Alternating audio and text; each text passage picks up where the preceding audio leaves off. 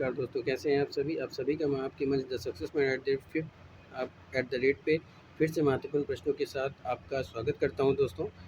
शानदार प्रश्नों के साथ शानदार श्रृंखला होने वाली है, तो फटाफट से वीडियो को ज़्यादा से ज़्यादा शेयर करें। वीडियो आपको कैसी लगती है कमेंट जरूर किया करें दोस्तों। इतनी मेहनत के साथ मैं इतने महत्वपूर्ण प्रश्नों को आपके बीच लेकर आता हूँ, तो लाइक ज़रूर किया करें दोस्तों। चलिए शुरू करते हैं प्राचीन भारत के इतिहास पे आगे बढ़ते हुए आज का पहला प्रश्न। तो आज का पहला प्रश्न क्या है कि निम्नलिखित में से कौन सा एक ईसा पूर्व 6ठी शताब्दी के प्रारंभ में भारत का सर्वाधिक शक्तिशाली राज्य था?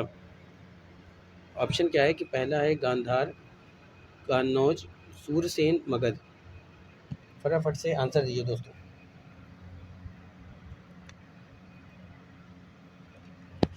प्रश्न है कि निम्नलिखित में से कौन सा एक ईसा पूर्व 6ठी शताब्दी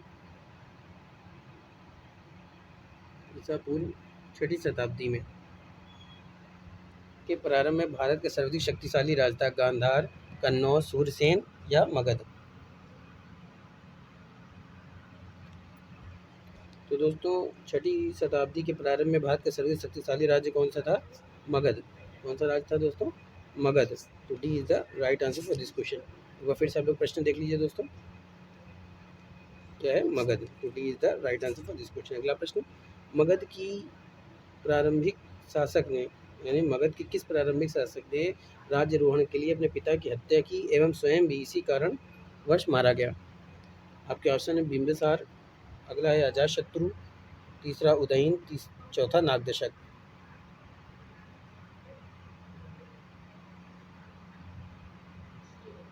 बताइए, फटाफट से आंसर दीजिए दोस्तों।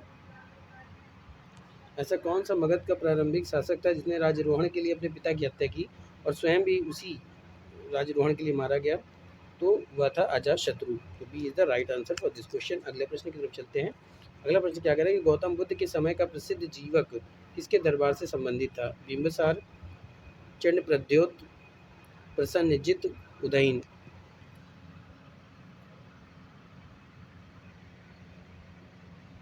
फटाफट से आंसर दीजिए दोस्तों। तो गौतम बुद्ध के समय का प्रसिद्ध जीवक किसके दरबार से संबंधित था? तो ये था बिंबिसार। किसके दरबार से संबंधित था? तो ये बिंबिसार के दरबार से संबंधित था। तो क्या हो जाएगा? A is the right answer for this question. अगला प्रश्न, प्राचीन भारतीय महाजनपदों के बारे में निम्नलिखित कथनों में से कौन सा सही है? पहला है सभी महाजनपद अल्पतंत्रीय थे जहाँ शक्ति का प्रयोग लोगों के एक समूह द्वारा किया जाता था। सभी महाजनपद पूर्वी भारत में अवस्थित थे। अगला महाजनपद कोई सेना नहीं रखते थे। बौद्ध एवं जैन ग्रंथों में 16 महाजनपदों को सूचीबद्ध किया गया। बताइए दोस्तों, सूचीबद्ध किया गया।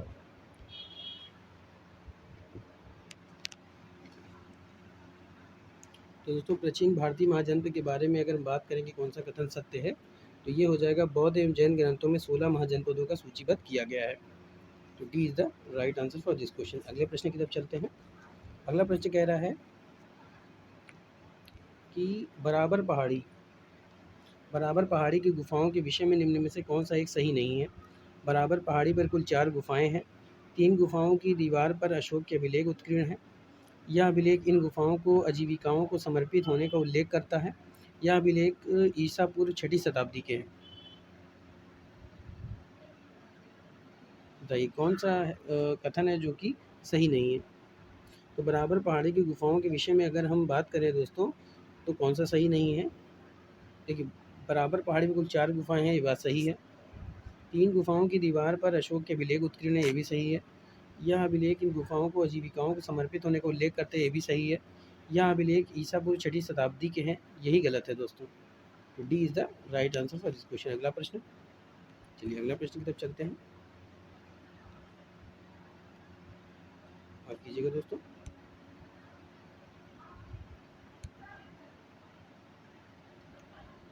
सिस्टम की वजह से ऐसा हो जाता है दोस्तों। चलिए आगे प्रश्न देखते हैं कि निम्नलिखित में से कौन सुमेलित है? एक तरफ मौर्य प्रांत दिया हुआ है राजधानी, उत्तरापद की राजधानी तक्षशिला है, कलिंग की तोसली, दक्षिणापद की स्वर्णगिरी, राशि की पाटलिपुत्र। इस उपर्युक्त कूट से सही उत्तर का चयन करना है कि कौन सा सही सुमेलित है। जय दोस्तों। उत्तरापथ। तो दोस्तों उत्तरापथ की राजधानी तक्षशिला है, ये बात बिल्कुल सही है दोस्तों। कलिंग की तोशली है। दक्षिणापथ की पाटलिपुत्र है। और राशि की पाटलिपुत्र हुई दोस्तों, और दक्षिणापथ की स्वर्णगिरी होती है। ठीक है दोस्तों, देखिए सही ऑप्शन पूछा है, कौन सा सही है, तो देखिए उत्तरापथ तक्षशिला, कलिंग तोशली सही है, दक्षिणापथ की राजधानी होती है स्वर्णगिरी, और प्राची की पाटलिपुत्र।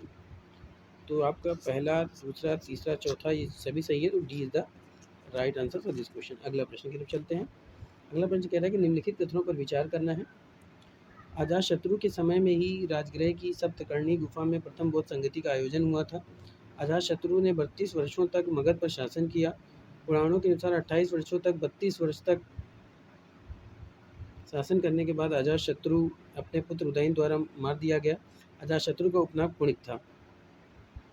तो अजातशत्रु के बारे में कौन सा कथन सही है दोस्तों, आपको ये बताना है।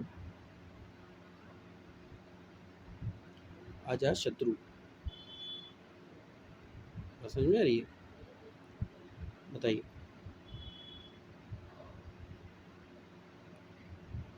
सही कूट का कोट लिखा हुआ दोस्तों, आप इसको ठीक कर लीजिए। ये कूट लिखा हुआ, कूट होगा ये, नीचे दिए गए कूट से सही उत्तर का चयन करना है। चलिए फटाफट से आंसर देते हैं दोस्तों, आइए देखते हैं। अजातशत्रु के समय में ही राजगृह की सप्तकर्णी गुफा में प्रथम बौद्ध संगीति का आयोजन किया गया, ये बात बिल्कुल सही है। अजातशत्रु 32 वर्षों तक मगध पर शासन किया, ये भी सही है। पुराणों के अनुसार 28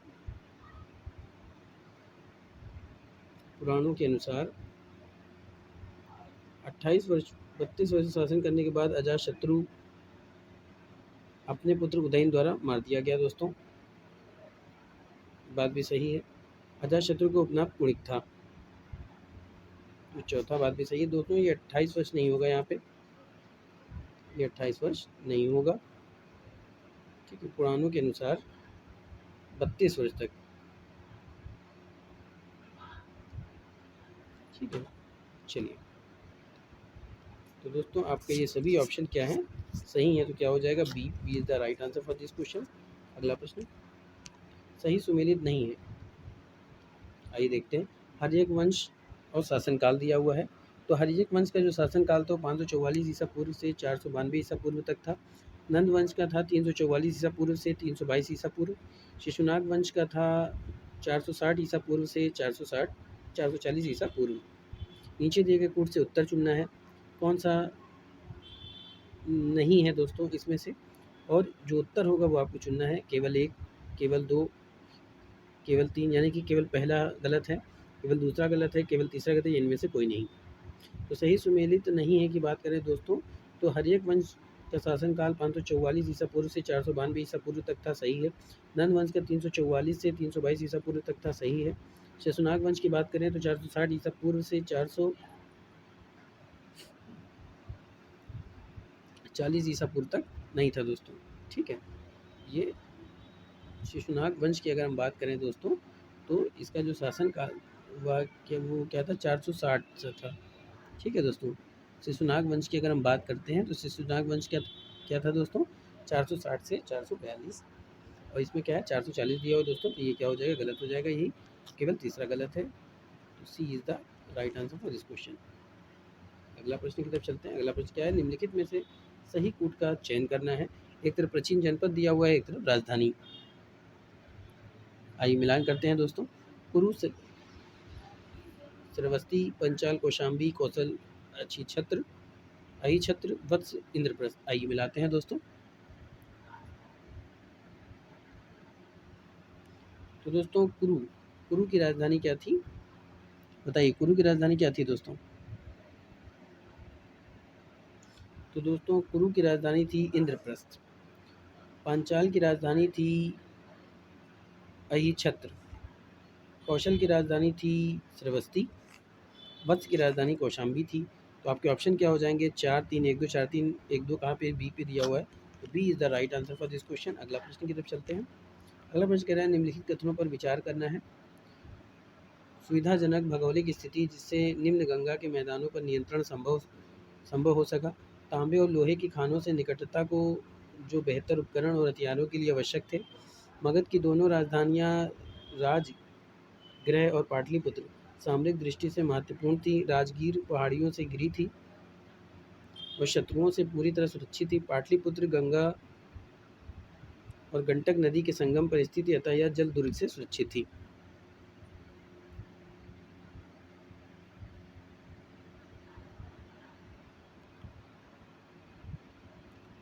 ठीक है दोस्तों, तो ये गंगा, पाटलिपुत्र, गंगा, सोन, ठीक है, ये सोन हो जाएगा।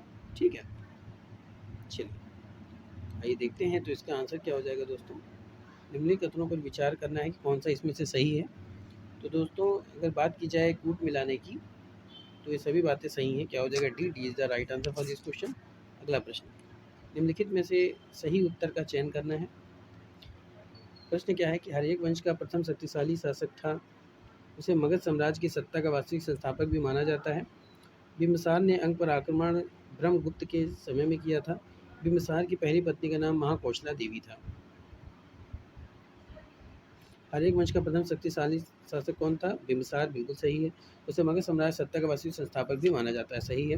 बिम्बिसार ने अंक पर आक्रमण ब्रह्मगुप्त के समय में किया था, ये भी सही है। बिम्बिसार की पहली पत्नी का नाम महाकौशल था, ये भी सही है दोस्तों।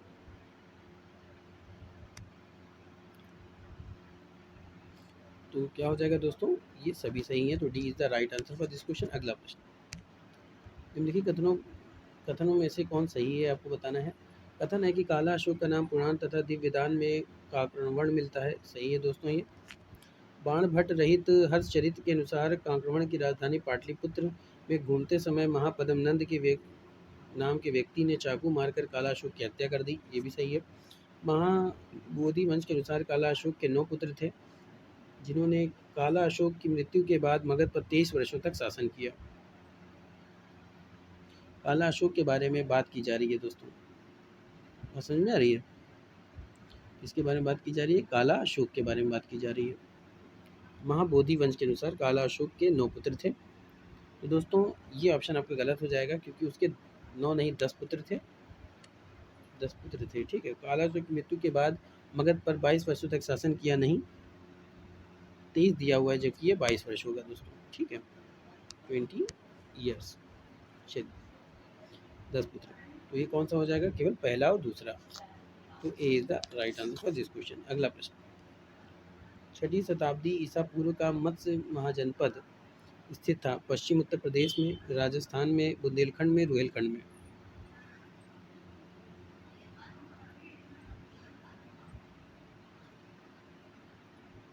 तो 6वीं शताब्दी ईसा पूर्व का मत्स्य महाजनपद स्थित था राजस्थान में, B is the right answer for this question. अगला प्रश्न, मगध की प्रारंभिक राजधानी कौन सी थी? पाटलिपुत्र, वैशाली, राजगृह, चंपा।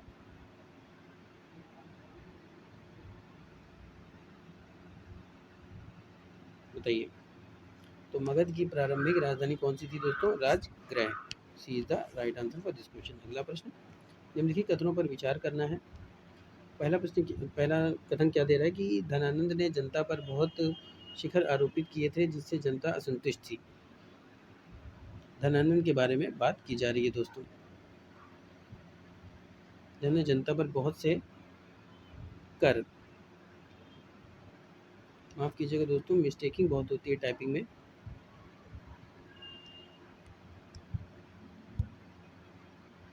कर आरोपित की जिससे जनता असंतुष्ट थी, बिल्कुल बात सही है दोस्तों। धनानंद के दरबार में चाणक्य आया था, वह धनंजय के द्वारा अपमानित किया गया दोस्तों, वो धनंजय के द्वारा अपमानित किया गया था, वो धनंजय के द्वारा अपमानित किया गया था। 322 ईसा पूर्व चंद्रगुप्त मौर्य ने अपने गुरु चाणक्य की साथ धनानंद की हत्या कर मौर्य वंश की नींव रखी थी। तो पहला दूसरा बिल्कुल सही है दोस्तों, पर उसके यहाँ पे सी पे, तो C is the right answer for this question. अगला प्रश्न, निम्नलिखित कथनों में से कौन सा कथन सत्य है? शिशुनाग ने अवंती और वत्सराज पर अधिकार कर उसे मगध साम्राज्य में मिला लिया था। शिशुनाग की राजधानी चंपा थी। बताइए दोस्तों। तो दोस्तों शिशुनाग ने अवंती वत्स राज्य पर अधिकार कर उसे मगध राज्य में मिला लिया था। ये बात बिल्कुल सही है।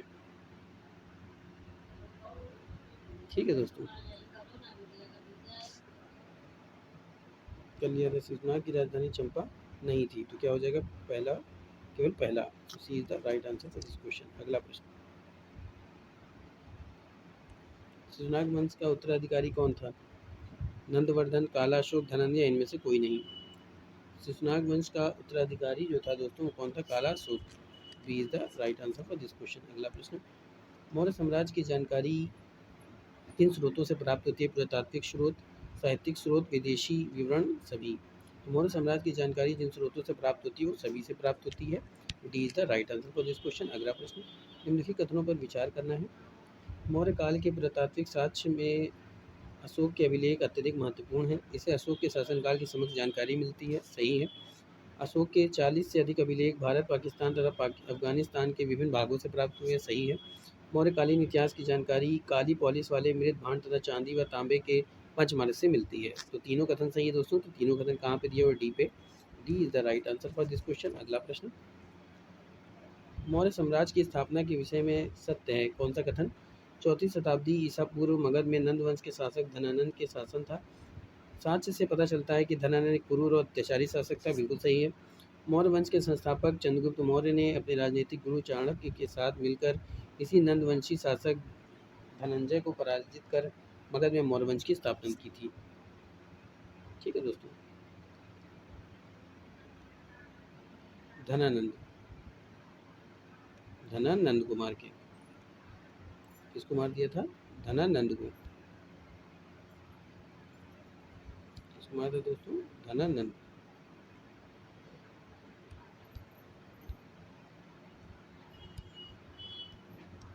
धनानंद को पराजित कर उसे मृत्यु मार दिया था उसे। तो पहला और दूसरा दोनों सही है। तो उसे कहाँ पे? सी पे। तो C is the right answer for this question. अगला प्रश्न, निम्नलिखित कथनों पर विचार करना है कि चंद्रगुप्त मौर्य एक महान विजेता, साम्राज्य निर्माता तथा कुशल शासक था। बिल्कुल सही है। चंद्रगुप्त की प्रशासनिक योग्यता एवं समय में उत्कृष्ट थी। मौर्य की प्रशासनिक व्यवस्था कालांतर की सभी भारतीय प्रशासनिक व्यवस्थाओं का आधार कही जा सकती है। यह बहुत कुछ चंद्रगुप्त की रचनात्मक प्रतिभा एवं उसके गुरु एवं प्रधान कौटिल्य की राजनीतिक सूझबूझ का ही परिणाम था। ये भी सही है। जैन धर्म के मतानुसार चंद्रगुप्त एक राज ऋषि है तथा जिसने जीवन के अंतिम दिनों में सुख वैभव त्याग कर जैन परंपरा के अनुसार मृत्यु का वर्ण किया था। तो तीनों ही कथन सही है। तो क्या हो जाएगा? पहला हो जाएगा। तो A is the right answer for this question. अगला प्रश्न, निम्नलिखित कथनों में से कौन सा कथन सत्य है? चंद्रगुप्त मौर्य के वंश और जाति के संबंध में विद्यमान एक मत नहीं है। कुछ विद्वानों ने ब्राह्मण सहित मुराक्षस, विष्णु पुराण आदि के आधार पर इसे शुद्र माना है। अगला है, महावंश टीका में उल्लेख मिलता है कि चाणक्य तक्षशिला निवासी एक ब्राह्मण था। सही है। चाणक्य का पालन पोषण एवं शिक्षा उसकी माता के संरक्षण में हुआ। सही है। मुद्राक्षस में कहा गया है कि राजा नंद ने भरे दरबार में चाणक्य उसे पद से हटा दिया गया जो उसे दरबार में दिया गया था। इस पर चाणक्य ने शपथ ली कि वह उसके परिवार तथा वंश को और उसके समूह को नष्ट करके नंद से बदला लेगा। तो चौथी ही बात तो सही है दोस्तों। तो क्या हो जाएगा? A is the right answer for this question. और दोस्तों इसमें चौथा नहीं है, चौथा भी शामिल कर दिए। चलिए आगे चलते हैं। अगला कह रहा है कि निम्नलिखित कथनों पर विचार करना है। निम्नलिखित कथनों पर विचार करना है। आइए देखते हैं कौन सा कथन है। अंतिम मौर्य शासक की हत्या उसके प्रधान सेनापति पुष्यमित्र सूर्य ने की थी। सिंगली अनुश्रुति के अनुसार अशोक ने अपने 99 भाइयों की हत्या की थी। ठीक है दोस्तों, अपने 99 भाइयों की हत्या की थी। क्या ये बात सही है? बताइए। भाइयों की हत्या राज सिंहासन बैठा। अशोक का उत्तराधिकारी दशरथ था जिसने देवा नाम प्रिय की उपाधि धारण की थी। अंतिम मौर्य शासक बात की जा रही है दोस्तों। बताइए। मौर्य शासक वृद्धरथ। वृद्धि नहीं दोस्तों, माफ़ कीजिएगा दोस्तों, बड़ी मिस्टेकिंग मिलती है, उसको मैं सुधारने की कोशिश करूँगा। बृहदत्त।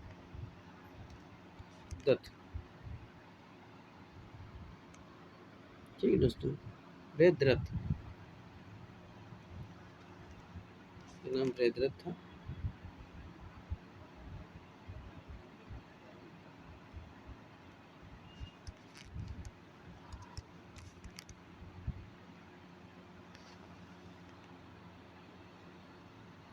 ठीक है, बताइए आंसर बताइए दोस्तों, आप लोग आंसर देते रहिए। बृहद्रथ था। तो दोस्तों इसका जो आंसर होगा वो तीनों ही क्या हैं, सत्य हैं।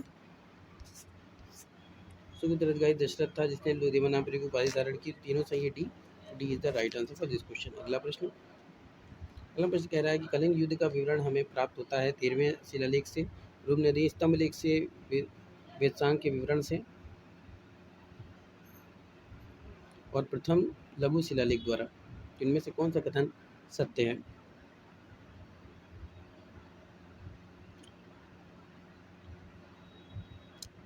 बताइए दोस्तों,